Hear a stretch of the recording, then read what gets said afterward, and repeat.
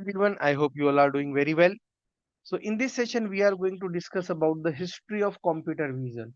The history of computer vision, right? So let's try to explore each and every important point from for the history of computer vision point of view. So the history of computer vision is a journey from the optimistic summer vision project of the 1960s to the superhuman accuracy of modern deep learning. So it has evolved through the three distinct eras, each shifting the burden of understanding from human experts to the data-driven algorithm.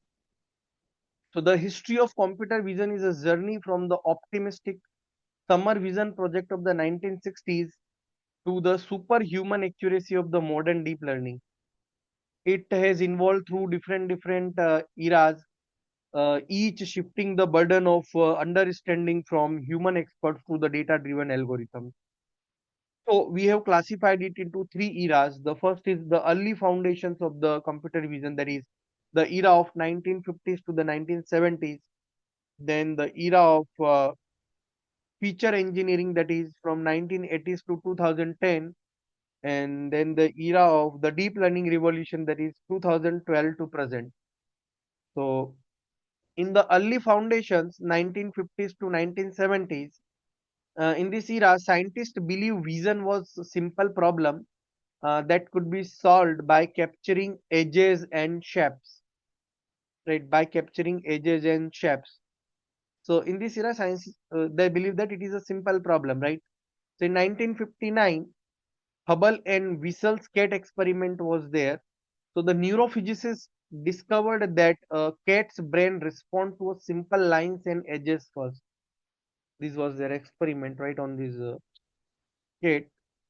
So this suggested that visual processing is hierarchical, that is starting simple and becoming more complex. Then in 1963, Larry Roberts, often called the father of computer vision, Larry Roberts, right?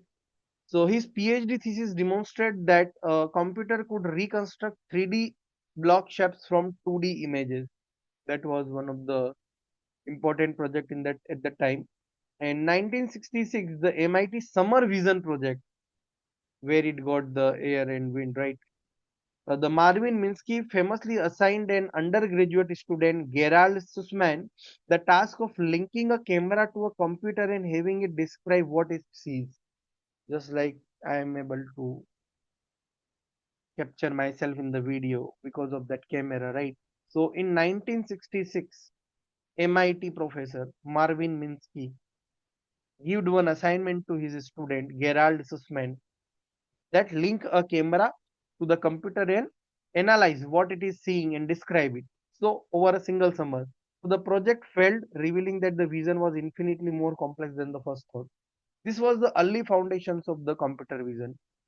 Then the next era was the feature engineering era, 1980s to 2010.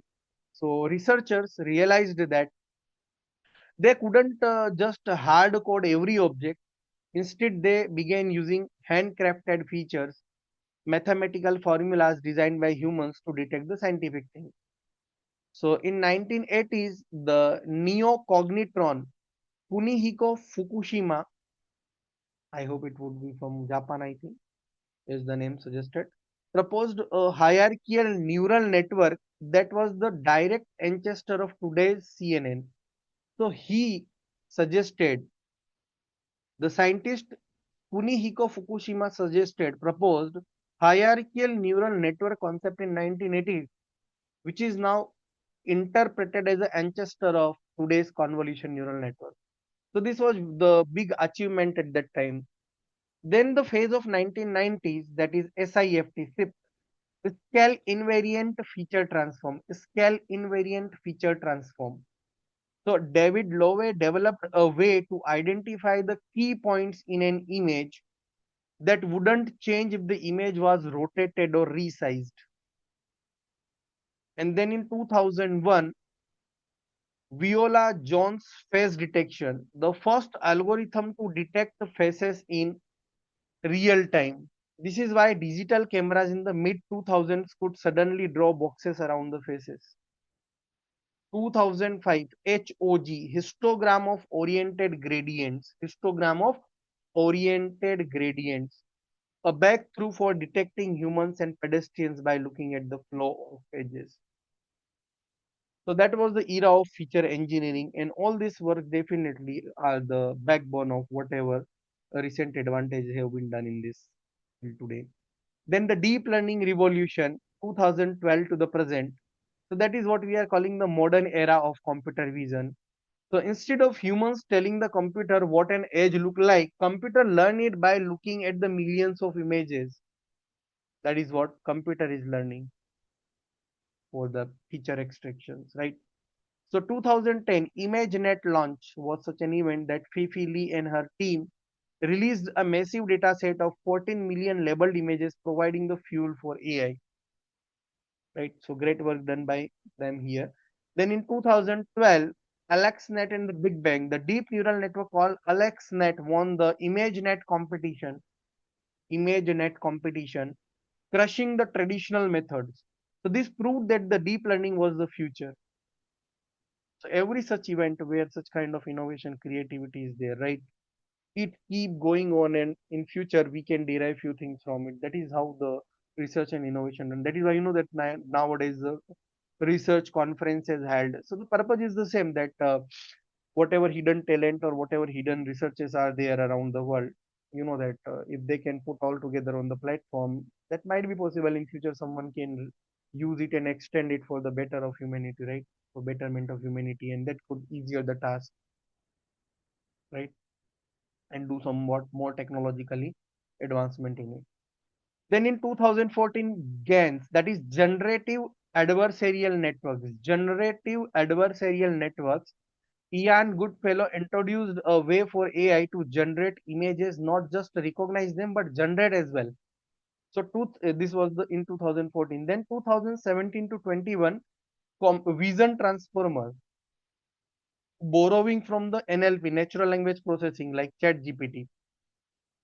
Researchers found that the attention mechanism could often outperform the traditional convolution network. The attention mechanism, self-attention mechanism, which is a part of vision transformer, with the help of which it can keep remembering the large past data, and based on that it can generate multiple patterns simultaneously, parallelly, and keep going on that which is the correct path for the next generation or forecasting point of view as well, right?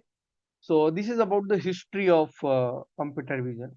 Now we are also going to expand it more with different computer vision related topic in the next session.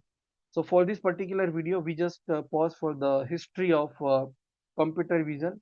From here onward, we'll discuss into the next lecture. So please stay tuned, put your suggestions, like the video, subscribe the channel, and share it among your colleagues and friends. Thank you so much, guys. Have a very nice day. Thank you for learning with me.